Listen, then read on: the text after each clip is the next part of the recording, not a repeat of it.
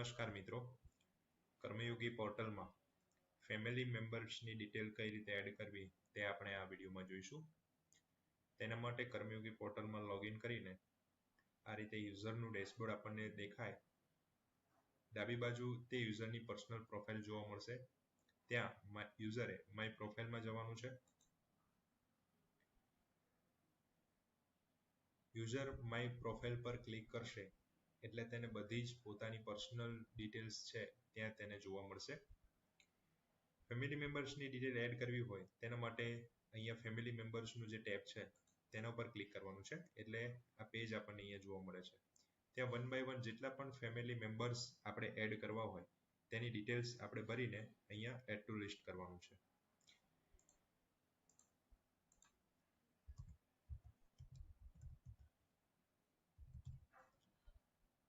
First name નાખીશું, middle name નાખીશું,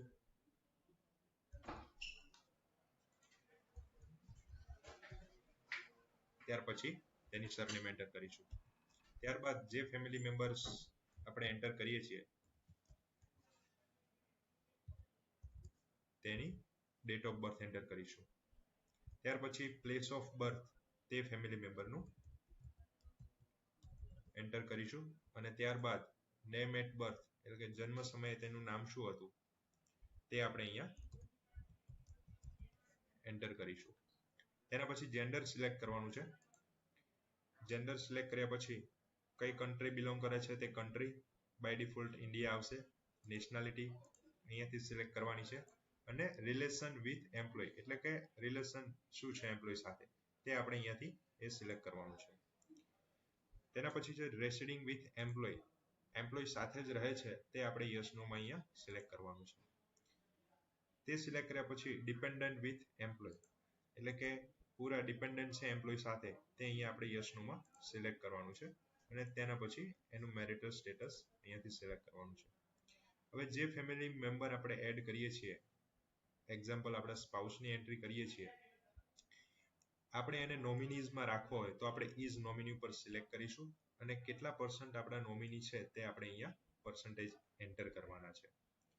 હવે કોઈ પણ ફેમિલી મેમ્બર આપણે અહીંયા એડ કરીએ તે અહીંયા ડઝ ફેમિલી મેમ્બર એઝ કર્મયોગી સાથી એકાઉન્ટ એટલે કે કર્મયોગીમાં તેમનું એકાઉન્ટ છે, જો હોય તો આપણે યસ સિલેક્ટ કરવાનું છે અને તેમનો HRPN નંબર આપણે અહીંયા એન્ટર કરવાનો છે અને એડ ટુ લિસ્ટ ઉપર ક્લિક કરવાનું છે.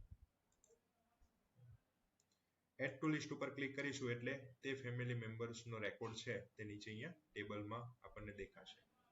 તો આ રીતે આપણે 1 by 1 જેટલા પણ આપણા ફેમિલી મેમ્બર આપણે એડ કરવા માંગીએ છીએ તે આપણે એડ ટુ લિસ્ટ ઉપર ક્લિક કરીને અહીંયા સેવ એન્ડ નેક્સ્ટ બટન આપેલું છે તેના ઉપર ક્લિક કરવાનું છે એટલે તે તમામ ફેમિલી મેમ્બર્સની વિગત એ કર્મયોગી પોર્ટલમાં સ્ટોર થઈ જશે. તો આ રીતે આપણે આપણા લોગિનમાંથી આપણે ફેમિલી મેમ્બરની વિગતો આપણે એડ કરી શકીએ છીએ. Thank you.